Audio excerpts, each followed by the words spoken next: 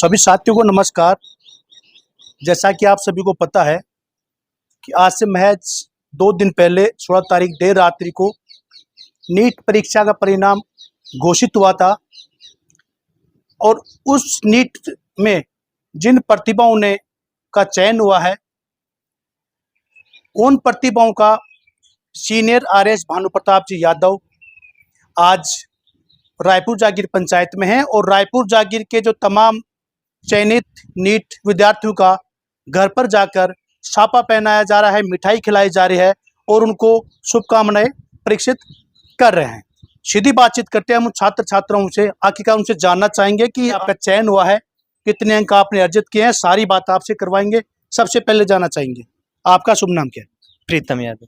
तो प्रीतम जी, कितने अंक आए हैं आपके? मेरे 628 नंबर है। अच्छा, और कौन सी रैंक मिली आपको? 37 इस चयन के पीछे सबसे ज्यादा सपोर्ट किसका रहा आपका? सपोर्ट तो घर वालों का ही रहा इसमें ज़्यादा तो, और बस इसके अलावा टीचरों को ने भी थोड़ा बहुत मार्गदर्शन किया है हमारा, और ज़्यादा सपोर्ट तो बस घर वालों ने की। अच्छा, दूसरे छात्र हैं, एक ही परिवार से 2 छात्रों का यहाँ से चयन हुआ है। आपका नाम क्या है? मेरा नाम हीरालाल यादव है। कौन सी रैंक आई आपकी ओबीसी में? 14,286। अच्छा, आपका सबसे पीछे सपोर्ट किसका रहा? परिवार का रहा, गुरुजनों का रहा, क्या कहेंगे आप? परिवार और गुरुजनों दोनों का ही सपोर्ट है जी। आगे हम जानना चाहेंगे, इनके पिताजी हैं जी। सर, जब आपको पता चला कि आपके बेटे का नीट में चयन हुआ है, कैसा लगा? बहुत खुशी हुई, और ऐसे ही बहुत से बच्चे के भविष्य और भी बहुत से बच्चे लगे, हमारे गांव का नाम रोशन करें। बहुत अच्छा लगा। पिछली बार भी आपके एक बच्चे का हुआ था हमारे, और गांव में भी 4-5 बच्चों का हुआ था। कहीं ना कहीं डॉक्टर बन के पूरे देश की सेवा तो करेंगे, साथ में पूरे पंचायत का भी नाम रोशन हो रहा है, पूरे परिवार का भी नाम रोशन हो रहा है। वो तो है ही, लेकिन हमारे भी यही उम्मीद है कि ज़्यादा से ज़्यादा सेवा करें, और जो भी वो ज़्यादा से ज़्यादा करने की कोशिश करें। एक और विद्यार्थी हमारे बीच में मौके पर मौजूद, हम बातचीत करना चाहेंगे। क्या नाम है आपका? अमित यादव। पापा जी का नाम? मुकेश कुमार यादव। अच्छा, कौन सी रैंक आई आपकी ओबीसी में? ओबीसी में है 7459। क्या कहेंगे, इसके सबसे ज्यादा सपोर्ट किसका रहा आपका? वैसे तो ज्यादा घर वालों का और गुरुजन का, कोचिंग का, हॉस्टल वार्डन का, सभी का ही है। सब आगे से आगे तैयारी को बरकरार रखिए ताकि अगली बार अच्छे अंकों के साथ में तभी तो रैंक आएगी। अब से दुगनी ज्यादा तैयारी करनी पड़ेगी। जैसा कि आप सभी को बता दूं, रायपुर जागीर पंचायत में 10 से अधिक विद्यार्थियों का यहाँ से चयन हुआ है। अब सीधा आपको लेके चलते हैं जो इन प्रतिभाओं का लगातार सम्मान में पहली बार श्री माधोपुर विधानसभा क्षेत्र में देखने को मिला है कि नीट परीक्षा में जो जिन भी छात्र छात्राओं का चयन हुआ है उन पे घर पर जाके उनको मोटिवेशनल तौर पे उनका सम्मान किया जा रहा है और शुभकामनाएं प्रस्तुत कर रहे हैं।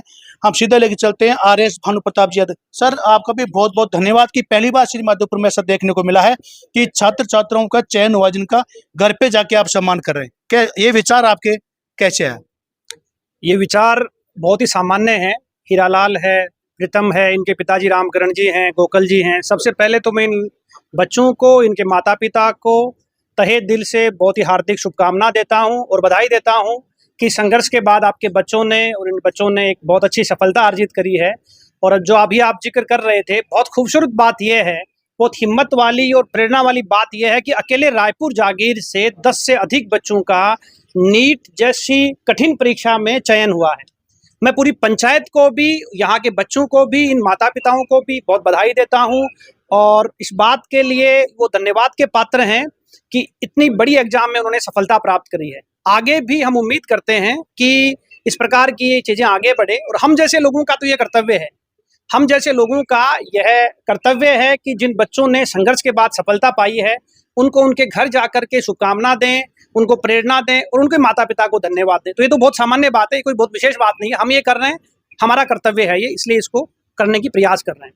आगे की क्या रणनीति रहेगी? आगे आपका रायपुर जागीर पंचायत में पूरी विधानसभा क्षेत्र में जहाँ तक संभव हो पाएगा वहां तक पहुंचोगे छात्र छात्राओं तक?